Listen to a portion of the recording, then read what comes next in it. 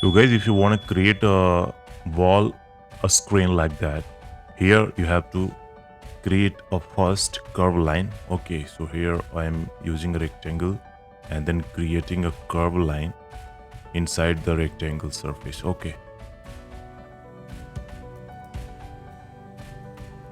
so after creating it, you have to just select all the curve line, and here we will use curve loft.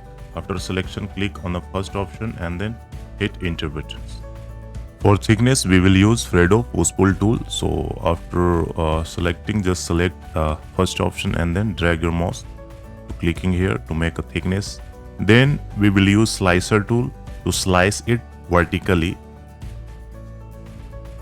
Okay, so fill the parameters, select Z axis, select thickness, select gapping, and then click on an OK button. That's it. Your organic partition ball is ready.